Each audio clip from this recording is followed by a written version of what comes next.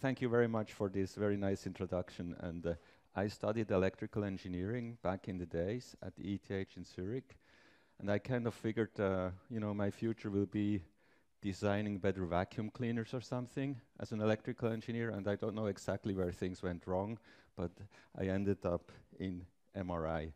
And why is that? Because at ETH in Zurich, there was this magnificent Institute of Biomedical Engineering where they just purchased an MRI scanner.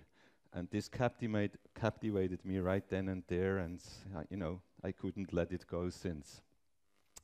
So motion suppression in cardiac MR. So first of all, I would like to list my disclosures here. I don't know whether this is necessary at this school, but I think what's most important is I love MRI. That's my major disclosure here on that slide. Now, does it really matter to look at the heart? And if you look at this graph here, then you can see the major killers in the United States, and it's very, very similar actually for the rest of the Western world. Cardiovascular disease is the killer #1. And what's interesting, I've looked at this statistics for many, many years now. I started in the early 2000s. Every year this comes out from the AHA. You can look it up. And what's interesting is that women actually have caught up significantly as far as cardiovascular disease or deaths related to cardiovascular disease is concerned. This is then followed by cancer and other reasons for death. If you now break down this first column into the different diseases of the heart, then you can see that it's still coronary heart disease that is the major constituent to death here. But what's interesting is, again, some 20 years ago, this was more than 50%. And slowly, this is getting less and less, and I think it's lifestyle changes, it's better prevention, etc., that leads to coronary heart disease getting less and less important. So it's interesting to see, in the future how this develops. A few heart defects. The average heart is the size of a human fist. So your fist is about the size of the heart. It beats 115,000 times each day. It pumps a whopping 7,600 liters per day. Then the first open heart surgery was performed in the late 1800s. The first implantable pacemaker was used in 1958. I'm not exactly sure whether you can call this implantable. What's very interesting is that this patient who had the first pacemaker ever actually survived until I think his 80s. Of course, he then got more modern equipment. This was just a start. Whales have the largest heart of any mammal. It beats about 2 times per minute. And the giraffe has a lopsided heart. Why? Because all this blood has to be pumped very high up, so the pressure is very high, so the left ventricle has to do quite some work in order to get that blood to the brain. And most heart attacks happen on a Monday, so we are safe here. The first heart transplant was performed in Cape Town by Christian Barnard in 1967. The patient, which is shown here, survived for 18 days. And the first human coronary angioplasty was performed by Andreas Grünzig. This was done in Zurich in Switzerland. Actually, the very first, this very same year as the first human MRI images were acquired in Aberdeen in Scotland. And another fun fact is that every mammal has about the same number of heartbeats per lifetime, and you can see it in this graph here. On the left, you can see the life expectancy on the one hand, and the beats per lifetime on the other hand, and you can see it's pretty much constant for mammals. And then a similar, slightly different representation of the same fact. You have the heart rate here on the y-axis and the life expectancy on the x-axis. Okay, so what this means is we probably should go running to lower our heart rate on average so that we can live a little bit longer. But if you look at this statistic, the human actually beats the other mammals by quite a bit, which is interesting. So The number of heartbeats per lifetime is constant, remember that. So we have to devise strategies to lower that heart rate. This here is the very first image, MR image, I was able to obtain from a human heart, and it was acquired by this young gentleman here. His name is Bill Edelstein, and I was lucky enough to be a faculty colleague of his at Johns Hopkins, and he's actually the inventor of spin warp. Nobody knows what this is anymore. It's phase encoding in MRI. If you step line by line in the Fourier domain, this phase encoding, that's spin warp, and this is what this gentleman invented here. And you can see this funny contraption. You wouldn't know what this is if I didn't tell you this is an MRI. This is an MRI system, and there is a lot of tubing and stuff going on here. And he told me that he went into an apprenticeship at the plumber in Aberdeen in order to connect all these tubes. Why? They had to cool this thing, right? This was a resistive magnet, and when they switched it on, it would drift away immediately, and they thought it was a malfunction of the equipment until they realized, oh no, it's the temperature. The temperature keeps changing, the frequency keeps changing, and that's why they didn't observe any signal anymore. So as a result of this, they had to do quite some significant plumbing to cool the magnet, and then this image was acquired. And he told me back in the days that when he saw this image, he immediately thought that these artifacts were coming from the beating heart that actually make quite a lot of blurring and all these artifacts which go here in the phase encoding direction. So he already realized where this was coming from in 1977, quite a long time ago. So this is John Doe. He goes into the MR magnet. He is exposed, of course, to a very strong magnetic field.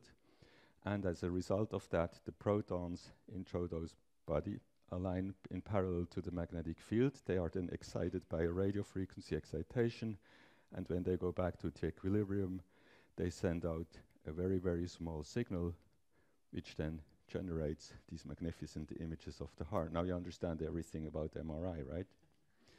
But the fact is, the fact is that this has a very, very low sensitivity, and this was very nicely pointed out yesterday already in different presentations about the sensitivities of the different imaging modalities we are looking at.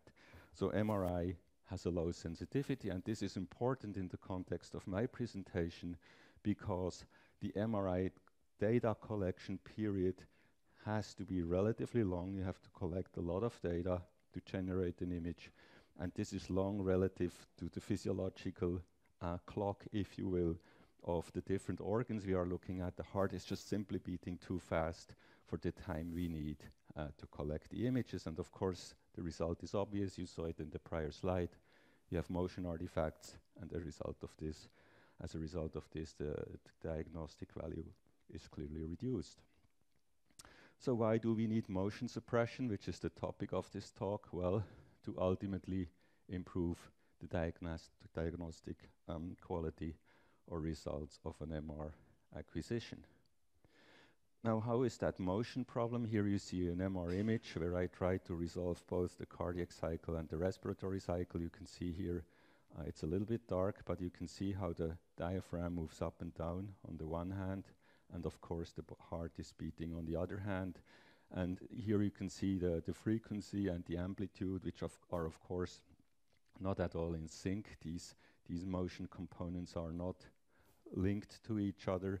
At the top you have expiration, at the bottom you have inspiration, and here I drew a coronary artery on scale here, and this is just bouncing around wildly in this circle. And now you have to imagine, you have to capture this, you have to capture a moment where this is bouncing around to make a sharp image of it. So this is quite a daunting task.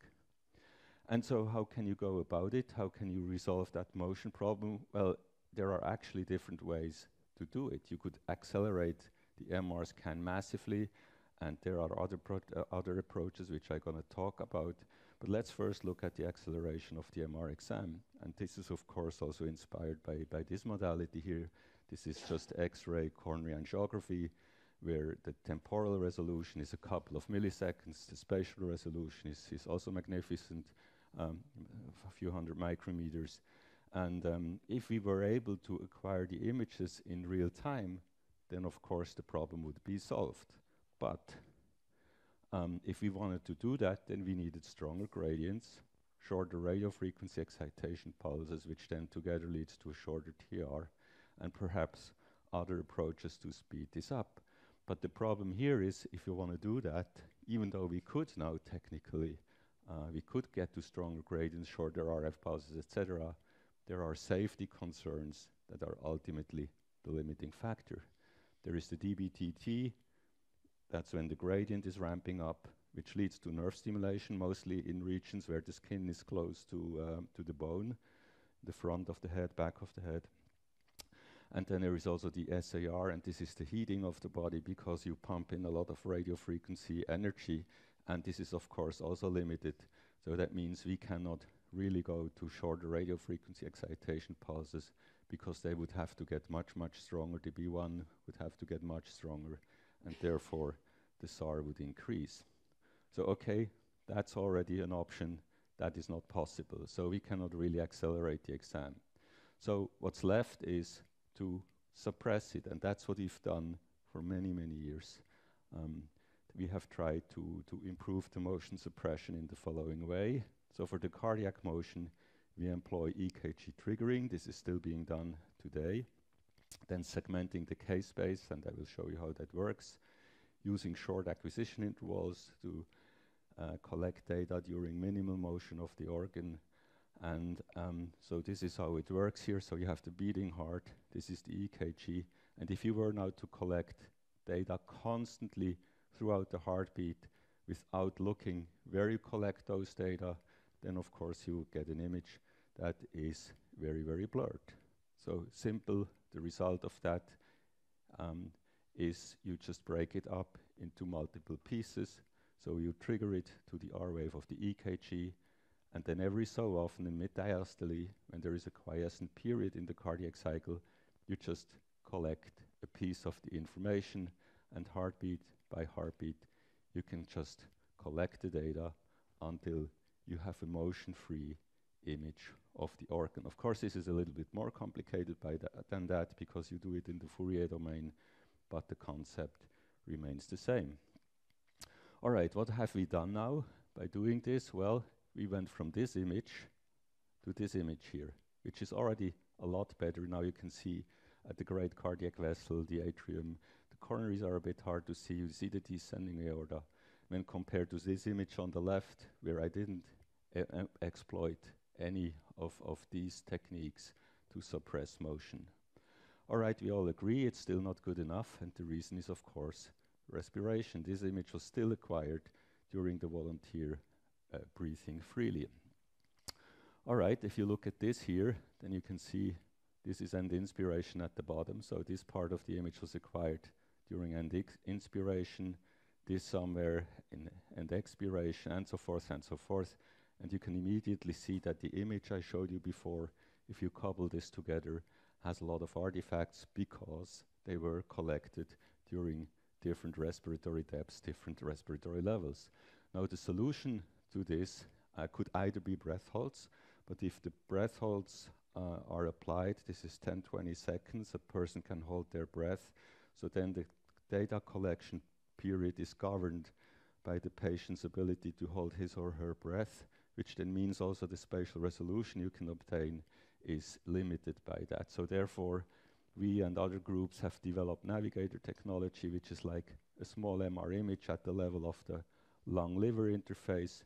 This motion is monitored in real time and then used to detect whether the data were collected at the time point in the respiratory cycle during which we would like to collect data. So this one here, for instance, and inspiration, this data point is not collected, so the reconstruction is then informed that this data segment will not contribute to the final image.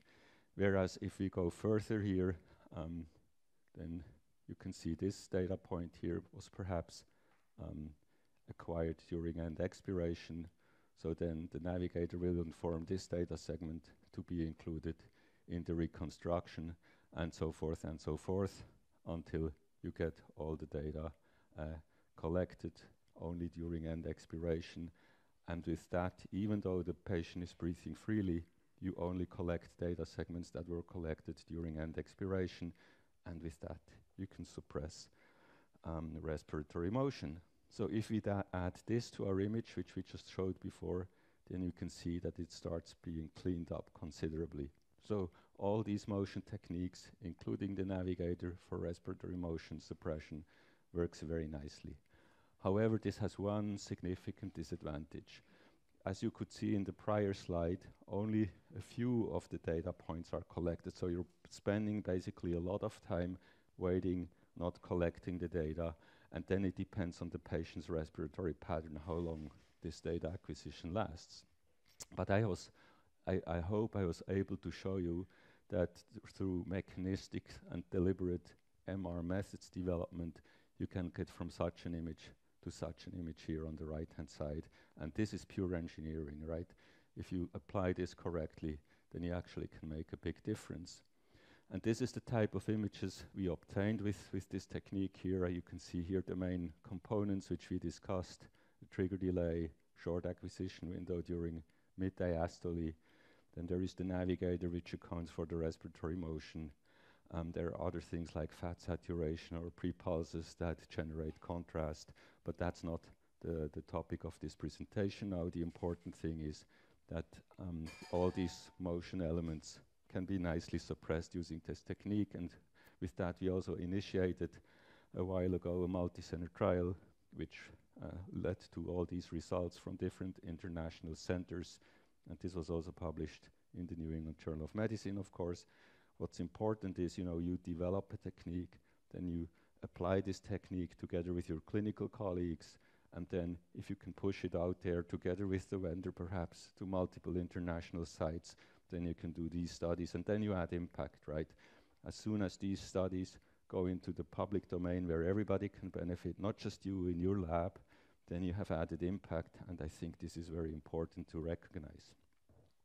However, when I'm going back to this sequence I was just showing you and think a little bit critically, and I alluded already to it, how inefficient it is. Here you can see the heart drawn at different contractile states on the one hand, and at different respiratory levels on the other hand. And if you think about it, this motion compensation technique I was just talking about, then only during mid-diastole and only during end expiration are data collected, and all the rest of the time nothing is happening. And I on purpose looked at the pulse programming environment of the scanner and the AD converter. How much is the AD converter actually collecting data? And it turned out it's less than 2% of the time. So if we apply such an approach, then we have to be aware of the fact that our efficiency is very, very low. And I think this cannot be, right? This is a multi-million-dollar machine, and you're telling me it's only clocking in data at 2% of the time.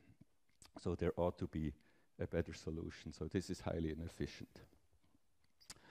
And then if you look at the guidelines of the SCMR, how a cardiac MR exam could look like, then you realize very quickly it is very, very involved. There are many types of sequences that have to be collected. And I was just talking about the anatomical imaging with the coronaries, with the motion suppression. But of course, there is much, much more that has to be done. And it is very complicated. So I think what is important to know is that for generating images that are less blurred, we of course use the EKG, and then many of you know these two guys, right, who are holding their breath, or three, if you include the dog.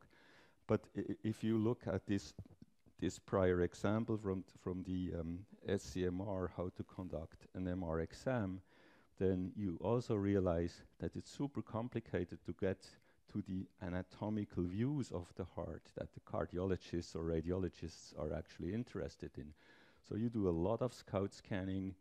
You then go here, perpendicular on this image, and then you have kind of a long axis, and then you think you have a four-chamber view, and you go perpendicular to it, and think you may have a short axis, think again, because this is not a true short axis yet. You have to collect another few images until you finally get to the right short axis. And all these images have to be acquired during a breath hold of the patients on the one hand, and on the other hand, you can see the technician has to be quite astute and has to know how to plan these complicated double oblique slices until he finally gets a cine image, for instance, of the heart out of this. And you can imagine if you have to do this, there are a lot of mouse clicks that are involved in order to get there. And there is a lot of margin for error, actually, because this becomes now heavily user-dependent. And this also makes it inefficient if you think about all the breath holds that are needed.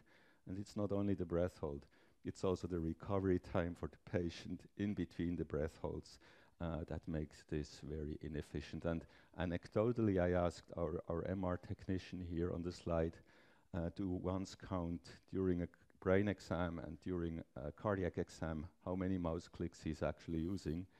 And you know, you have a whopping 350 mouse clicks for a cardiac exam, and you only have 12 or so for a brain exam. And I hope it's not the same for mouse clicks as it is for heartbeats, because then we are in trouble if you're doing cardiac MR, right? If there is a constant amount of mouse clicks you have available per lifetime. Okay, also here, this is highly inefficient and operator dependent. So the question now comes up, okay, what do you want? You know, you want nice images, you don't want it to be complicated, at the same time you want to have motion control. Okay, and if we dream up a paradigm how this could work, then we could probably say, okay, what we really want is a volume on the heart, just one glorious mouse click, out comes this powerful data set, which you then can go and interrogate for many, many things at the same time, right? That is ultimately what we want. And then during that, the patient should be breathing freely. We don't want any electrodes and complicated EKG triggering. So let's toss this by the wayside, and let's just start from a clean slate. How could we do that? Well, what's interesting, what I've learned in the last, I would say, 15 years, apart from accelerating the exam or suppressing motion, there is also an approach where we just embrace the motion. We invite the motion, we basically don't care about it. And how does this work? Well, I had this PhD student here a couple of years ago, and I have to say, he wasn't really very performant. He was mostly doing Facebook. At that time, Facebook was still hot. I don't know whether the younger people in the room still know what Facebook is. Nevertheless, he was mostly on Facebook, and he was not really working on his PhD. So I called him in my office and said, Simone, look, it's just unfortunate. You have this magnificent apparatus, the MRI machine, and you could do so many cool things with it, yet you are mostly doing Facebook. Try to think a little bit harder what you could do during your PhD thesis. So he goes away and comes back to my office and says, I want to collect data without EKG triggering. And I thought, oh my God, because he was doing his master's in brain imaging, and I thought he has been here now in my lab for 2 months, and he hasn't captured why we need to synchronize the acquisition of the data to the rhythm of the heart. And I said, go back to your office, read the literature, and come back and tell me why we need to trigger. So he went back to his office. I'm not exactly sure what he did, but after a week he came back to my office and drew a complicated thing on my whiteboard. I still have a photograph of this. And he said, Matthias, no. We don't have to trigger the acquisition to the rhythm of the heart. So I asked him to explain that, and then he came up with this following idea, to just keep pulsing, acquiring the data in K-space in a radial fashion, regardless where you are in the cardiac or in the respiratory cycle. Okay, you can do that, of course, but then you have to expect a lot of artifacts. But then he had the idea that when we have this data set, we can actually separate it according to different motion states, right? And if you look at these data sets, well, they are perhaps a little bit diluted, but they are rather homogeneously sampled. So if you Fourier transform these data, you have a high likelihood of getting very little artifacts. Okay, then the second idea he had was to add what we call total self-navigation. And this is being a little bit smart about this K-space here. Because if you look at this K-space all these little dots are actually the end of a trajectory that starts at the periphery of K-space, goes into the center of K-space, and comes out on the other side. So this is like a couche ball, but I only just drew one half. Now every little spoke here goes through the center of K-space, as indicated here, as a function of time, and you can actually look at these data points in the center of K-space and study what they are doing. If you do that, then you see such a signal here. This doesn't look important or interesting, but if you Fourier transform that signal and you apply some filters, then you quickly see, there is a cardiac frequency and there is a respiratory frequency. Now you can use that, back Fourier transform it, and get very nice respiratory and cardiac signals out of this. And this you can now use to inform the reconstruction as follows. Okay, let's go to the next slide. Here we go. Now this is used to inform this data set and to separate different acquisitions as a function of respiration. There is a chicken. And as a function of the cardiac cycle. Well, come in, ladies, come in. Anyway, so you can separate this according to the cardiac cycle on the one hand and according to the respiratory cycle on the other hand. So every little hat here comes from a different motion state. Now, if you Fourier transform this, then it's becoming, of course, very, very noisy because this is heavily subsampled. But fortuitously, there has been some magic that had been published, and this is compressed sensing, and these are 3 of the major publications in the last few years. And if you exploit this technology, you apply compressed sensing to these data sets in K-space, and you regularize in 2 dimensions, namely one is the respiratory dimension and the other one is the cardiac dimension, then guess what happens? These types of images come out. And these were collected during free breathing. No EKG triggering was required, just with this initial idea of this PhD student who did more Facebook in the beginning than something else. And I also was in trouble because his job was to do something on one of my grants, which he didn't because he came up with this magnificent idea. And of course I let him do that, but then I had to worry about the progress report on my grant because he did something entirely different. But this is something, of course, you have to do as a PI. You have to defend your PhD students who have great ideas. All right, we call this 5D because we have 3 spatial dimensions on the one hand, and then the respiratory and the cardiac dimension on the other hand. So it's a 5-dimensional image data set. And this is very powerful because it kind of shifts the paradigm from a prospective way of adjusting the parameters of the scanner and adjusting the scan planes on the scanner to something that requires one click to plan the acquisition. No parameter is adjusted, and you only retrospectively extract information that you're interested in. So you can retrospectively go into that data set and ask different questions. You could say, show me at end expiration and through all the different time points in the cardiac cycle, or pick mid-diastole and show me the different respiratory levels, or go through 3D space and show me the different anatomical levels of the heart. And by the way, you can also do that by freely choosing the temporal resolution. You can choose the temporal resolution with which you would like to reconstruct these data. So this really gives you a lot of flexibility, and we call this the free-running framework because of the free-running sequence, total self-navigation, and this compressed sensing reconstruction, which really leads to a significant improvement in ease of use. And now you're very time efficient, right? You don't have any dead periods anymore where you're waiting for the heart to go to a certain state, or where you're waiting for the respiration to be at end expiration. No, you just can't continuously collect data, which improves the efficiency by an order of magnitude. All right, and here you can see such an example, which was given to me by one of my PhD students. You can certainly appreciate the isotropic resolution with which this was acquired. This was acquired with a spatial resolution of 1.1 millimeters isotropic, and you can shift to the different levels of the heart. And you see how this is reconstructed here in real time in 3D. Sorry. All right. And then with our pediatric cardiology colleagues, we applied that to a lot of pediatric patients. And Milan Psa is our cardiology friend who injects ferumoxytol as a contrast agent. And this is like a match made in heaven. Because if you look at these images, they are just of incredible quality.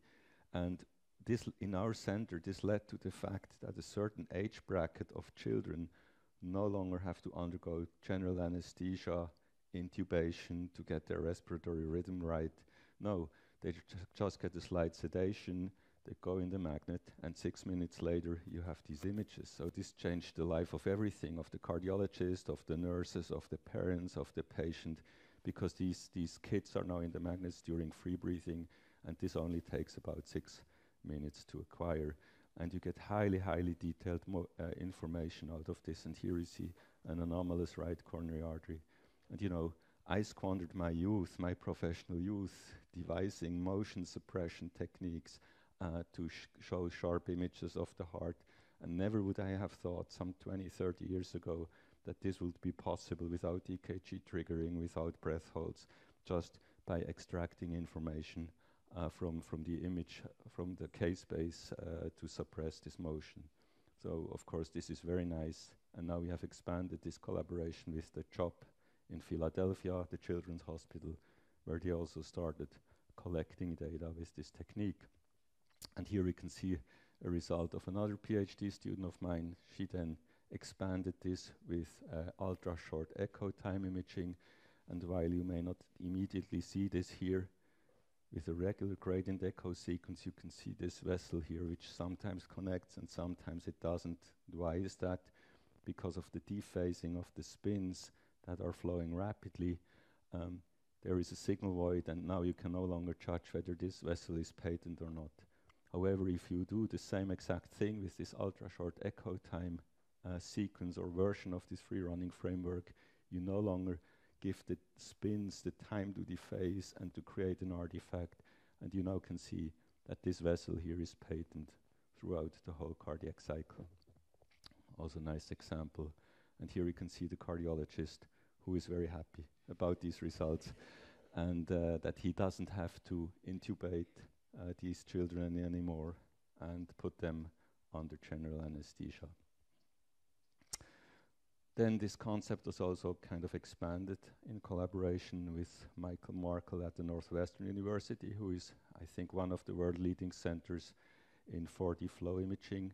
Now, 4D flow imaging suffers from the same problem a little bit as I showed you before for this coronary sequence, which becomes quite inefficient because they are using navigators, and only every so often are you at end expiration, and all the rest of the data you toss out.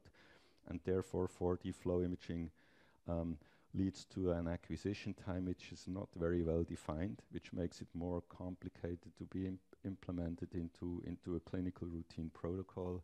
However, with this 5D flow imaging approach, you no longer need navigators, and you can use 100% of the data. And here you can see some results in a VSD, a ventricular septal defect here, and the Marfan syndrome patient here on the right-hand side, where you see both the anatomy and the flow. And this only takes about 7 or 8 minutes to collect, and it's always the same scan time. It doesn't depend on the heart rate of the patient, and it doesn't depend on the respiratory pattern of the patient. So it makes it very suitable to be integrated into a clinical protocol where time pressure is high. Then Ruud van Heeswijk in my team, a junior faculty, took this to the next level by adding different T2 prep times to it, and this leads to T2 mapping, where you can see the heart beats on the one hand, and on the other hand you see the T2 values on this myocardium, where you can look at whether the heart is injured or not with the same exact concept. However, I would argue this is now even a sixth dimension that is added, because you add also these different T2 prep times as another dimension, which is sparse, which is exploited for the compressed sensing reconstruction. This almost leads me now to the end of the talk, and I'm probably a little bit fast. What happened very recently is that the vendors started entertaining the thought of marketing low-field magnets.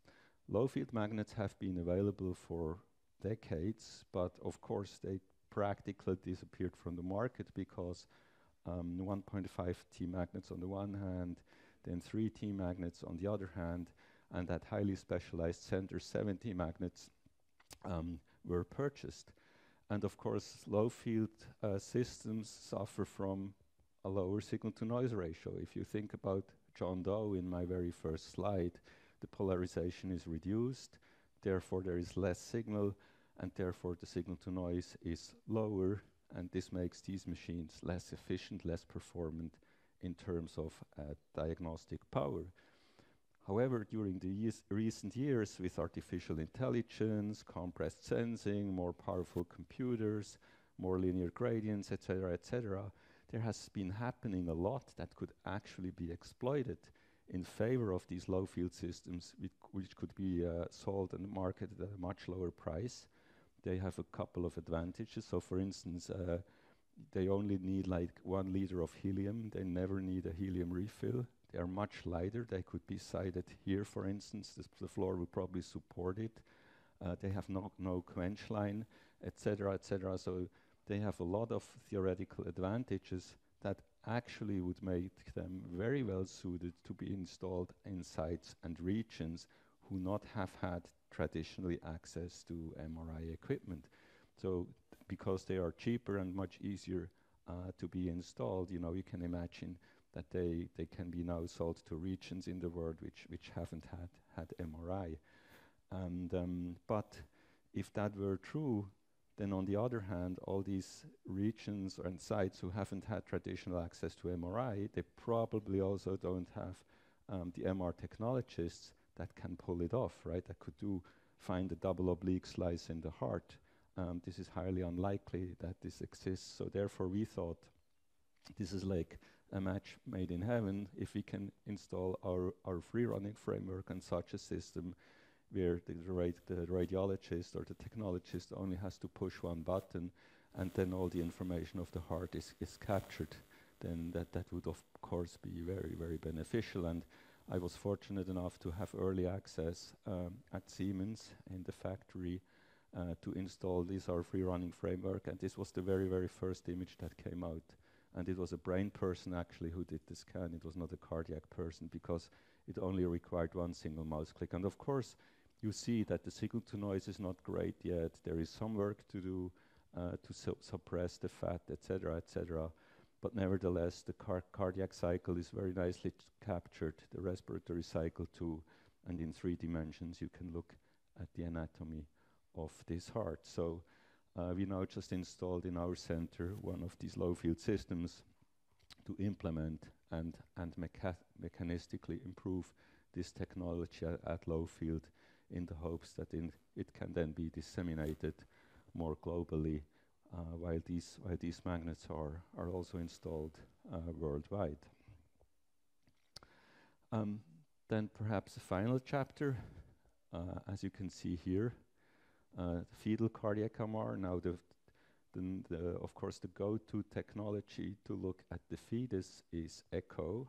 We've heard a lot about it yesterday, but sometimes it's just very difficult to get access to the fetus with the echo for a variety of reasons, and therefore it would be very important to exploit MRI to visualize the fetus and the fetus's heart. And oftentimes there are also comorbidities which affect the brain on the one hand and the heart on the other hand, and so therefore MRI would be an exquisite tool. But you can already see the problem, and this pertains very much to the top topic of this presentation.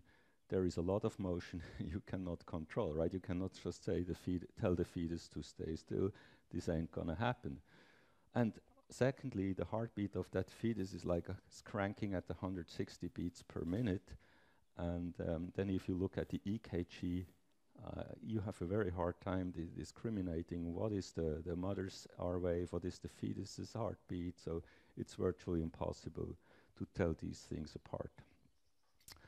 So therefore we started kind of looking at whether this would be possible with the technique or part of the techniques I was showing you with this golden angle radial concept. If you look at it, it's kind of mesmerizing because the golden angle always finds the place where the least information has been sampled in K-space, so it keeps turning and turning and always finds the empty space. So that's the concept of this golden angle. So if you do that, if you collect data continuously with a relatively short TR of about 2.5 milliseconds, and then you perform regular gridding, and you choose a temporal resolution of about 20 milliseconds with a spatial resolution that is actually quite high, then you get to this. And you probably agree with me, this is not a very useful image, right? But I assure you, there is a heart right there. Okay, and why do I know?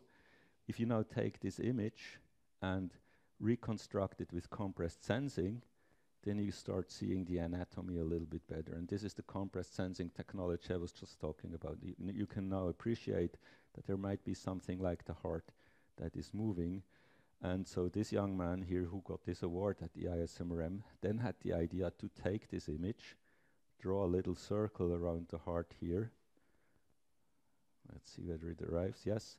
Draw a little circle around the heart here, and from this extract pixel by pixel information about the motion of the heart.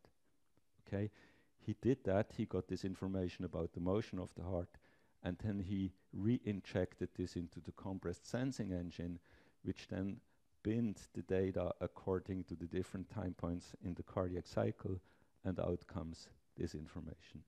And what blows my mind always when I'm looking at this is these were the data that were collected. Everything is in here, yet you don't see the heart.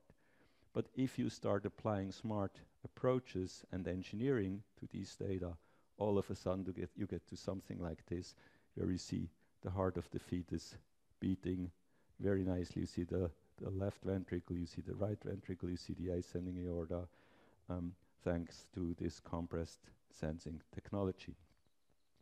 Here we can see another example, a long axis view in a fetus, again acquired with this golden angle radial technique. If you go perpendicular to it, you see a 4-chamber, very nice. You even can see the valves here, the atria, left ventricle, right ventricle. And if you go perpendicular to it, you can see the left and the right ventricle here in that fetus. And remember, the size of this heart is about the size of a hazelnut, and it cranks, it beats at a whopping 160 beats per minute. So technically it's really very challenging to suppress the motion there, yet with these technologies, radial K-space sampling on the one hand, compressed sensing reconstruction on the other hand, and some other intelligent approaches, it is now possible to capture the data in these very young and precious patients. So I think I was able to show you that motion can really be taken care of in MR, even though the technique is rather insensitive, as we've seen yesterday, which makes it impossible to collect the data very, very rapidly to freeze that motion, and even less so if we want to go through to whole organ coverage, right, where we want to have a 3D acquisition of the heart, which takes a lot of time.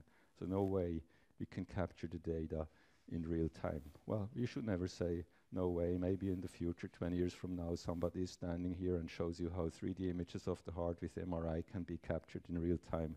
Who knows? I think it's not possible, but of course, one thing I've learned in MRI, you know, the only constant in MRI is change. There is always something new coming down the pike that we can exploit, that we can play with. Now it's artificial intelligence which penetrates the whole field. There was compressed sensing that made a big difference. Different field strengths came along that led to new opportunities, more powerful computers. So there is always something new which we can exploit, which we can use, which is interesting to be adapted and adopted for MRI.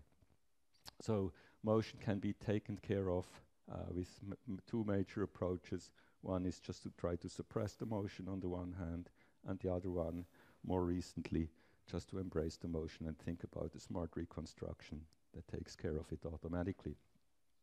And with that, I would like to thank my team. Here you can see my team in Lausanne, the technologist who is of course very instrumental in what we are doing. And I also would like to thank you for your attention.